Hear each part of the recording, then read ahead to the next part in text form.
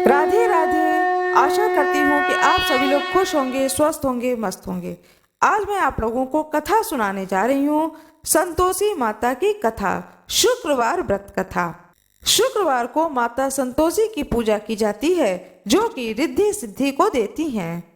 अब मैं आप लोगों को थोड़ा सा पूजा का विधान भी बताने जा रही हूँ।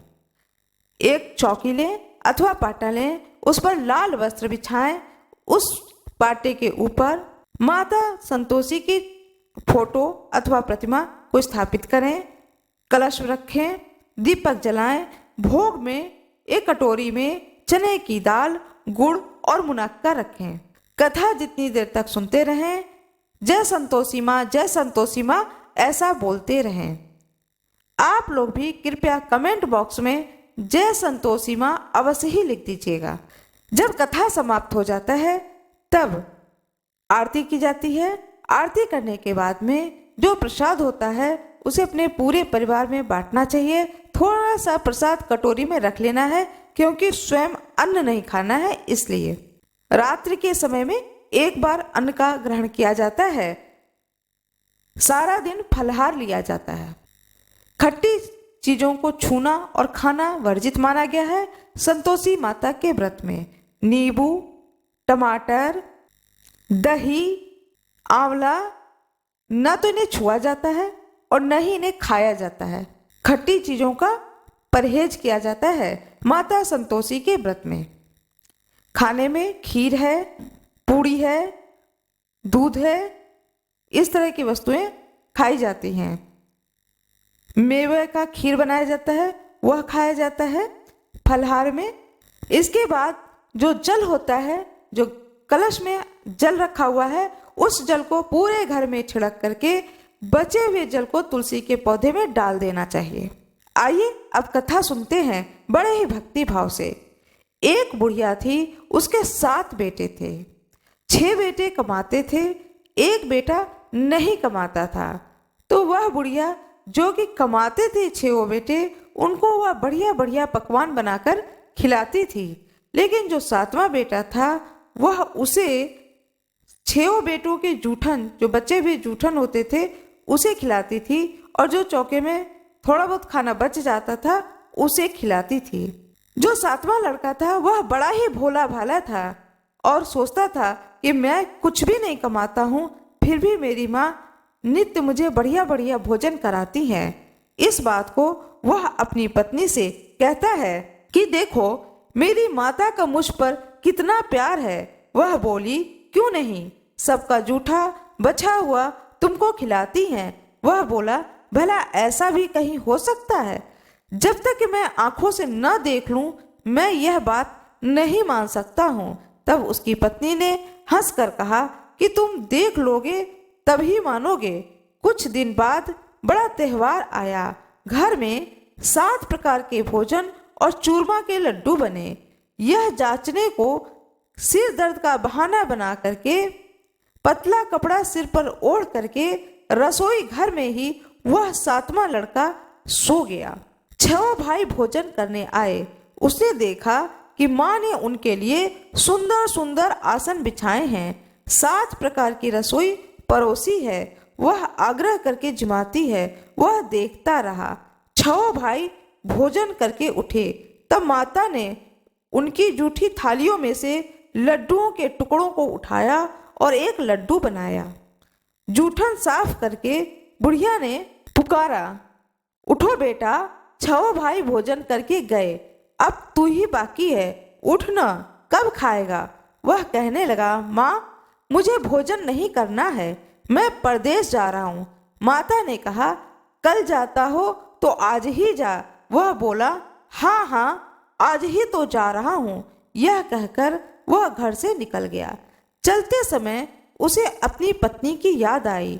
वह गौशाला में उपले थाप रही थी। वहां जाकर उसने कहा, हम जावे परदेश को, आवेंगे कुछ काल, तुम रहियो संतोष से, धर्म आपनो पाल। वह बोली, जाओ पिया आनंद से, हमरी सोच हटाए, राम भरोसे हम रहे, ईश्वर तुम्हें सहाय, देवो निशानी आपकी, देख धरूं मैं धीर, सुध हमारी मति, बिसारियो रखियो मन गंभीर। वह बोला, मेरे पास देने को तो कुछ भी नहीं है, यह अंगूठी है, सो इसे ले लो और अपने कुछ निशानी मुझे दे दो। वह बोली, मेरे पास क्या है, यह गोबर भरा हाथ है। यह कहकर उसकी पीठ में गोबर के हाथ को थाप दी और वह लड़का अपने घर से चल दिया। चलते चलते दूर देश में पहुंचा। वहां पर एक साहूकार की दुकान थी। वहां जाकर कहने लगा, भाई मुझे नौकरी पर रख लो। साहूकार को जरूरत भी थी। वह बोला, ठीक है, रह जाओ। लड़के ने पूछा, तनख्वाह क्या दोगे? साहूकार ने कहा, काम देखकर दाम मिलेंगे। साहूकार के यहाँ उसे नौकरी मिल गई। वह सवेरे 7 बजे से रात तक नौकरी बजाने लगा। कुछ दिनों में दुकान का सारा लेन देन, हिसाब किताब, ग्राहकों को माल बेचना, सारा काम करने लगा। साहूकार के 7-8 नौकर थे।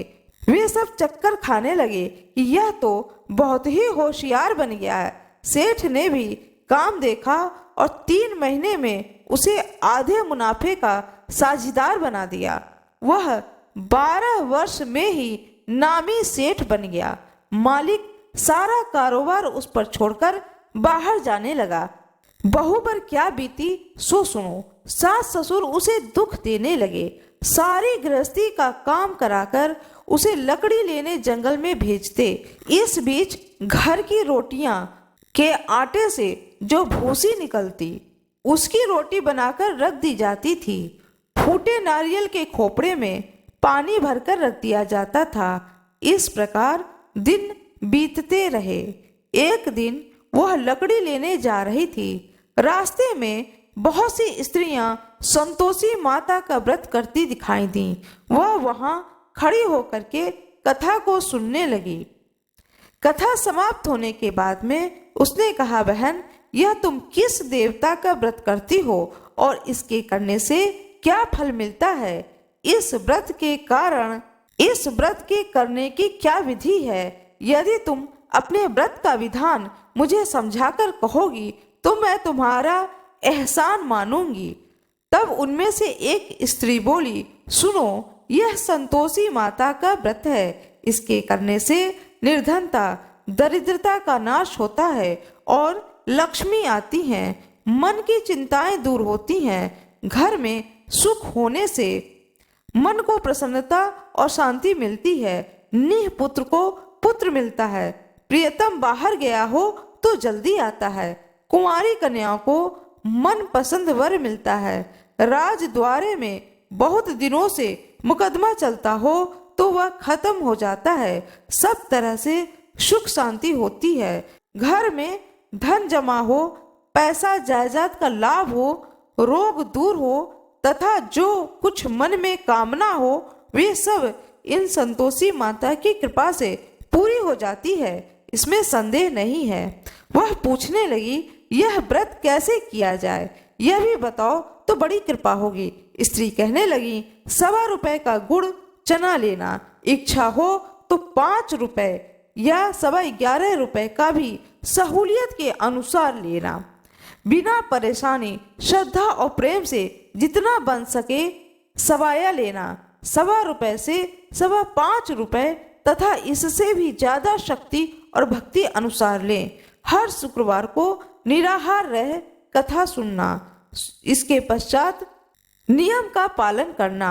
सुनने वाला कोई न मिले तो घी का दीपक जला उसके आगे जल के पात्र को रख करके कथा कहना, परंतु नियम ना टूटे। जब तक कार्य सिद्ध न हो नियम पालन करना और कार्य सिद्ध हो जाने पर ही व्रत का उद्यापन करना।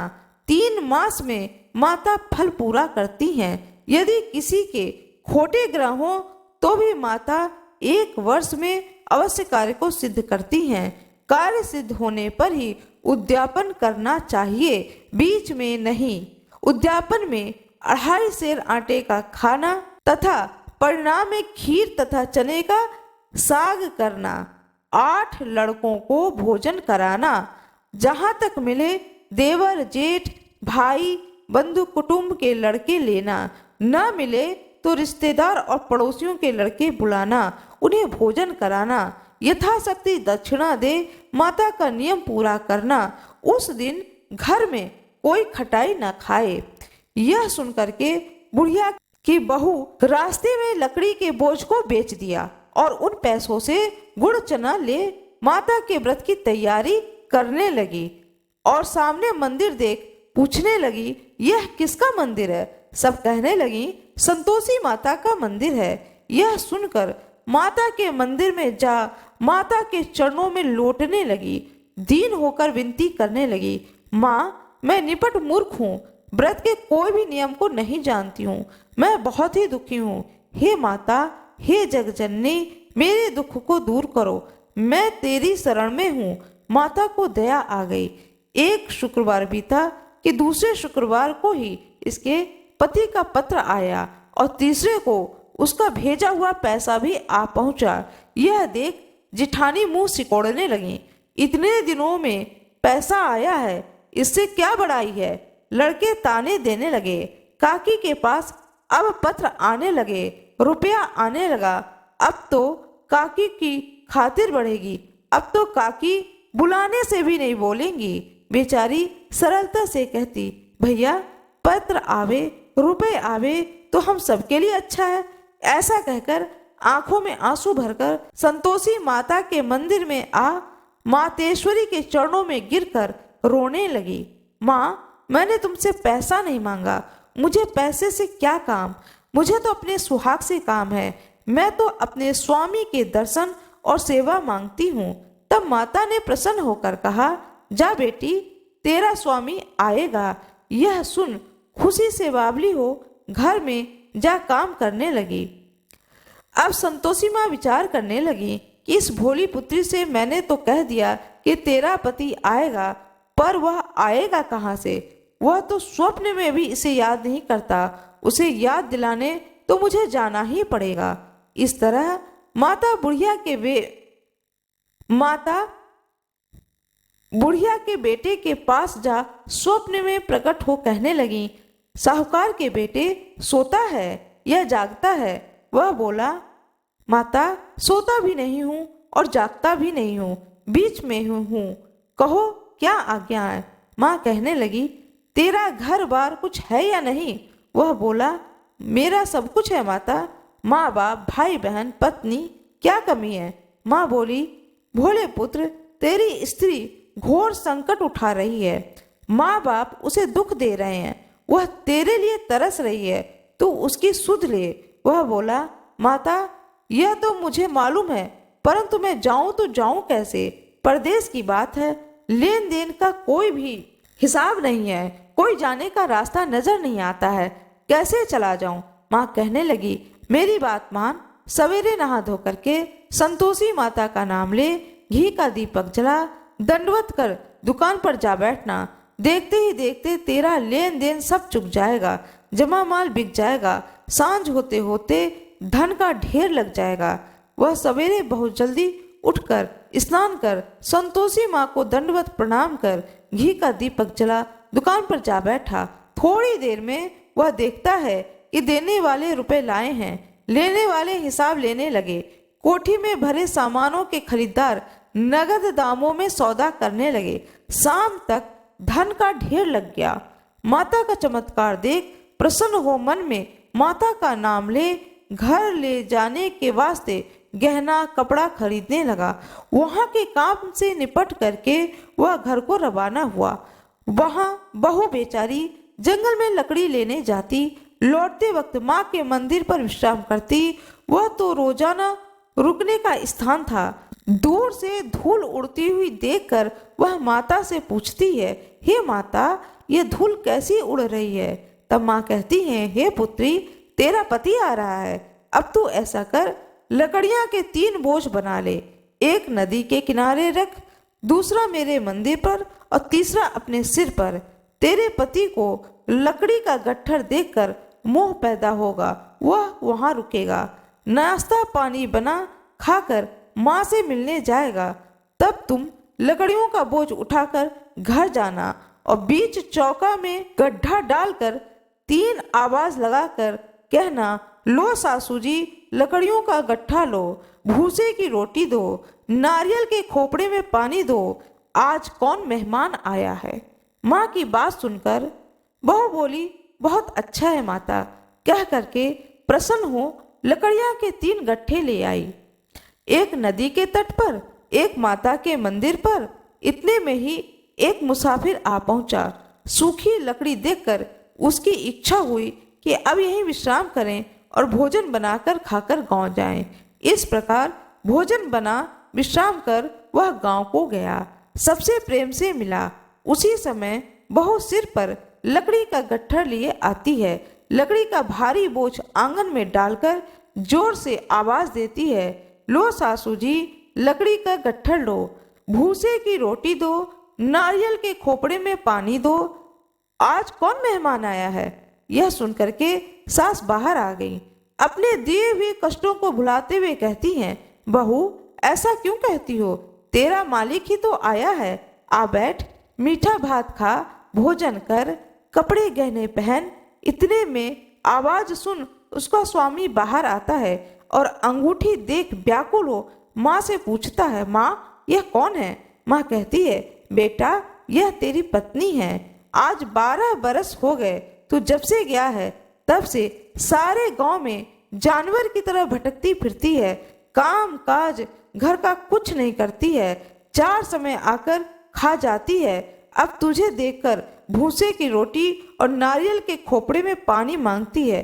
वह लज्जित हो बोला, ठीक है माँ, मैं इसे भी देखा हूँ और तुम्हें भी देखा हूँ, अब मुझे दूसरे घर की ताली दो, मैं उसमें रहूं। माँ बोली, ठीक है बेटा, तेरी जैसी मर्जी, कहकर ताली का गुच्छा पटक दिया। उसने ताली ले दूसरे कमरे में जो तीसरी मंजिल के ऊपर था खोलकर सारा सामान रखा। एक दिन में ही वह राजा के महल जैसा ठाठ बाट बन गया। अब क्या था, दोनों सुखपूर्वक रहने लगे। इतने में अगला शुक्रवार आया। पत्नी ने अपने पति से कहा कि मुझे माता का उद्यापन करना है। पति बोला, बहुत अच्छा, खुशी से करो। वह तुरंत ही उद्यापन की तैयारी करने लगी। जेठ के लड़के को भोजन के लिए कहने गई। उसने मंजूर किया, परंतु पीछे जिठानी अपने बच्चों को सिखलाती है, देखो रे, भोजन के समय सब लोग खटाई मांगना, जिससे उसका उद्यापन पूरा ना हो, लड़के जीवने आए।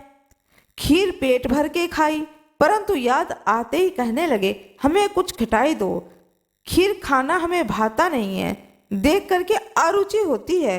बहू कहने लगी, किसी को भी खटाई नहीं दी जाएगी, यह तो संतोषी माता का प्रसाद है। लड़के तुरंत उठ खड़े हुए, बोले, पैसा लो। भोली बहू कुछ नहीं जानती थी, सो उसने पैसे दे दिए। लड़के उसी समय जाकर के इमली लाकर खाने लगे। यह देखकर बहू पर संतोषी माता ने कोप किया। राजा के दूत उसके पति को पकड़कर ले गए। जेठ जिठानी मनमाने खोटे वचन कहने लगे, लूट लूट धन इकट्ठा करके लाया था, सो राजा के दूत पकड़कर ले गए। अब सब मालूम पड़ जाएगा जब जेल की हवा खाएगा। बहू से यह वचन सहन नहीं हुए। वह रोती रोती माता के मंदिर गई। हे माता, तुमने यह सब क्या किया? हंसाकर अब क्यों रुलाने लगी? माता बोली, पुत्री, तूने उद्यापन करके मेरा व्रत भंग किया है, इतनी जल्दी सब बातें भुला दी। वह कहने लगी, माता, भूली तो नहीं हूँ, नहीं कुछ अपराध किया है, मुझे तो लड़कों ने भूल में डाल दिया, मैंने भूल से उन्हें पैसे दे दिए, मुझे क्षमा कर दो माँ। माँ बोली, ऐसे भी कहीं भूल होती है? वह बोली, माँ मुझे क्षमा कर दो, मैं फिर से तुम्हारा उद्यापन करूंगी। माँ बोली, अब भूल कर मत करना। वह बोली, अब ना हो गया। अब माँ तुम मुझे बतलाओ कि वह कैसे आएंगे। माँ बोली, जा पुत्री, तेरा पति तुझे रास्ते में ही आता मिलेगा। वह घर को चली। राह में ही पति आता मिला। उसने पूछा, तुम कहाँ गई थी? तो वह कहने लगी, इतना धन कमाया है, उसका टैक्स राजा ने मांगा था, वह भरने गया था। वह बोली, भला हुआ, अब घर चलो। कुछ दिन बाद फिर शुक्रवार आया। वह बोली, मुझे माता का उद्यापन करना है। पति ने कहा, करो। वह फिर से जेठ के लड़कों से भोजन करने को कहने गई। जिठानी ने तो एक दो बातें सुनाई, लड़कों को सिखा दिया कि तुम पहले की तरह ही खटाई मांगना। लड़के कहने लगे, हमें खीर खाना नहीं भाता, जी बिगड़ता है, कुछ खटाई खाने को देना। वह बोली, खटाई खाने को नहीं मिलेगा, खाना हो तो खाओ। वह ब्राह्मण के लड़कों को लाकर भोजन कराने लगी।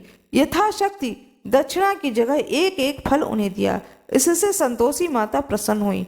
माता की कृपा होते ही 9वें मास उसको चंद्रमा के समान सुंदर पुत्र हुआ।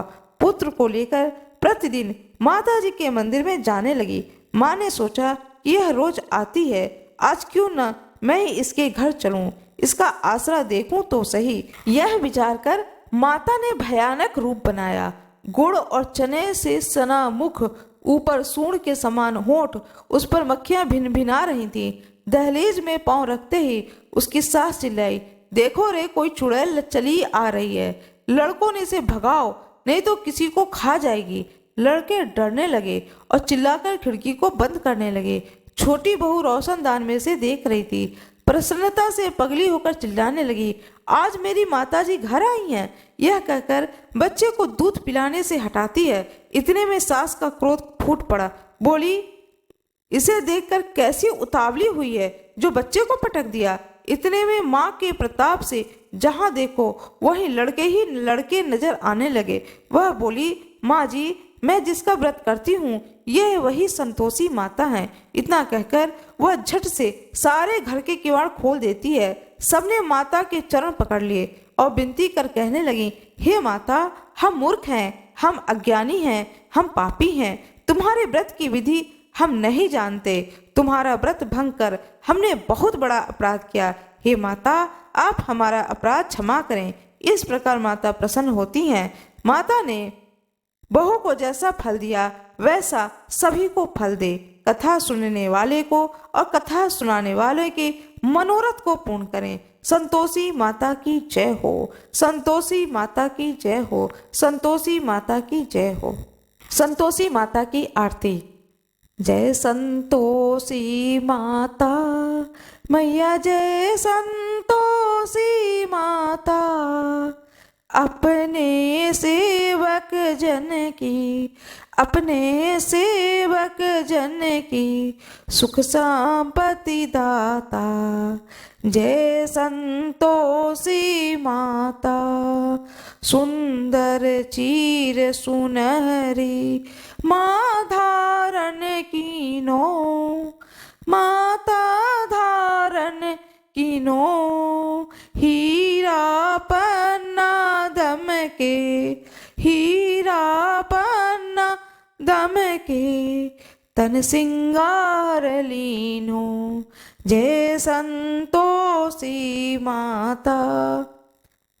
गेरू लाल छटा छवि चंदन कमल सोहे, मैया चंदन कमल सोहे, मंद हसत करुणामयी, मंद हसत करुणामयी, त्रिभुवन मन मोहे।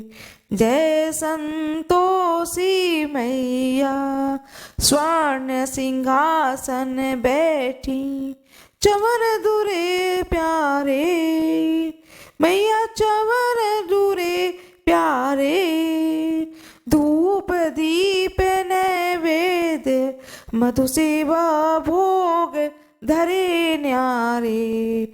जय संतोषी मैया, गुड़ अरुचना परम प्रिय, तामे संतोष किए, संतोषी कहलाई, भक्तन वैभव दियो।